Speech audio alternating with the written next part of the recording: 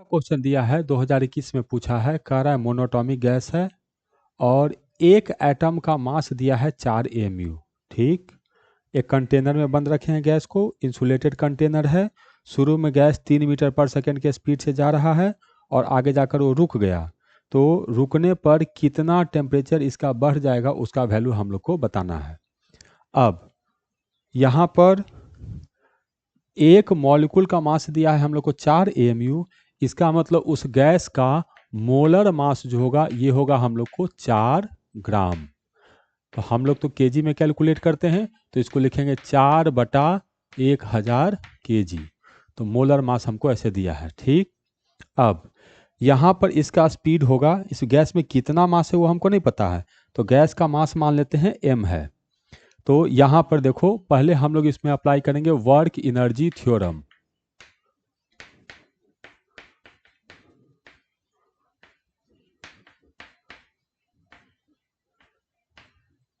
Work energy theorem कहता है work done by all forces should be equal to change in kinetic energy. तो final kinetic energy तो इसका 0 है, initial kinetic energy हो जाएगा half mass m into V, मतलब 30 का स्क्वायर। तो वर्क डन W आ गया हम लोग को, ये 30 का स्क्वायर कर देंगे तो 900 हो जाएगा, 900/2 450, तो -450 इंटू m, इतना का वर्क डन हुआ है। अब अप्लाई करेंगे फर्स्ट लॉ ऑफ थर्मोडायनेमिक्स। तो थर्मोडायनेमिक्स का हम लोग फर्स्ट लॉ अप्लाई करेंगे। ये कहता है कि Q इक्वल टू होता है W प्लस डेल्टा U। अब कंटेनर इंसुलेटेड है, इसका मतलब Q हम लोग को 0 होगा, तो W और डेल्टा U बराबर होगा। ये माइनस में है तो इधर जाएगा तो प्लस हो जाएगा।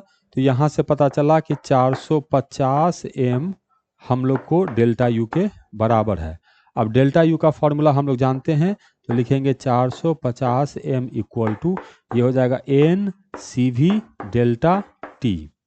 अब डेल्टा T ही हम लोग को कैलकुलेट करना है, गैस मोनो एटॉमिक है तो CV हो जाएगा हम लोग को 3R/2। पुट करते हैं 450 m इक्वल टू, अब इसको लिखेंगे छोटका m डिवाइडेड बाई बड़का m, मोल को लिख दिए, इसको लिखेंगे 3R/2 और ये हो जाएगा हम लोग को डेल्टा T। तो यहाँ से m कैंसिल हो गया, ये इधर जाएगा, 2 से मल्टीप्लाई होगा, 3 से भागा पड़ेगा। तो यहाँ से पता चला कि डेल्टा T इक्वल टू है हम लोग को, 3 से करेंगे देखो कितना हो जाएगा, 3 1 5 150, 150 को 2 से गुना करेंगे 300, तो यह आया 300 into m divided by r। अब m है हम लोग को 4/1000, तो ये हो गया हम लोग को 300 इंटू 4/1000 इंटू r। तो इसमें कब पूछ रहा है हम लोग को कि change in temperature x divide 3R। अच्छा, तो 3R अगर मैं करूंगा तो 450 को 2 से गुना करूंगा तो ये 900 हो जाएगा।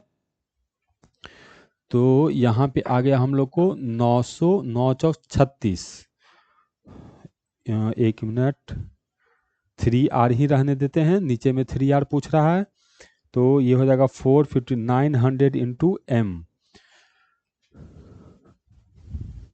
देखो जो हम लोग को क्वेश्चन में डिमांड कर रहा है, तो उससे m से m कट गया, इस m को इधर ले जाएंगे, इस 2 को इधर ले जाएंगे, तो आ गया हम लोग को 900 into m equal to 3R into delta T। तो डेल्टा T इक्वल टू आया हम लोग को 900 into m divided by 3 into R। तो जो x है वो हम लोग को 900 m है।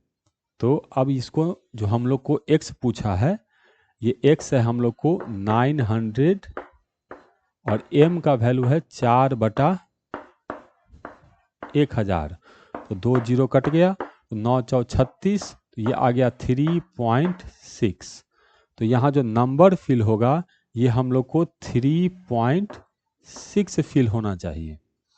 अब यहाँ पर कुछ जो है वो प्रॉब्लम का विषय है। इसमें यूनिट जो है वो कौन सा लेना है, यहाँ पर दिया तो एएमयू में है तो हम तो एसआई यूनिट में पुट करेंगे। आर का कोई यूनिट कहाँ नहीं है तो ये एक्स कौन सा यूनिट में होगा उसमें भी दिक्कत है। अगर मैं ग्राम में लेता हूँ तब ये आएगा 9,3600। तो लेकिन सारा कैलकुलेशन हमें एसआई यूनिट में करना चाहिए, तो एसआई यूनिट में पुट करेंगे तो ये 3.6 होगा और ग्राम में करेंगे तो ये 3600 होगा। अब मुझे नहीं पता कि इसमें कौन सा पुट करना चाहिए, लेकिन इतना तो सेंस बनता है कि अगर मुझे फिल इन द ब्लैंक्स दिया है तो ये इंटीजर पुट करना है। अगर 3.6 पुट करेंगे तो ये इंटीजर नहीं है, तो ये वाला चीज़ पुट करेंगे तो सही रहेगा। लेकिन गलती एनटीए की है। इस तरह का कंसेप्ट और इस तरह का क्वेश्चन इनकम्प्लीट छोड़ने पर बच्चों का कंसेप्ट बिगड़ जाता है। वो सही चीज़ पढ़ते हैं लेकिन क्वेश्चन बनाएंगे, क्वेश्चन में आएगा उनका 3.6, एग्जाम में 3.6 लिखेंगे, वो लेगा ही नहीं आंसर, वो माइनस कर देगा, तो आपको लगेगा कि आपने कुछ गलत किया। नहीं, गलती एनटीए का है।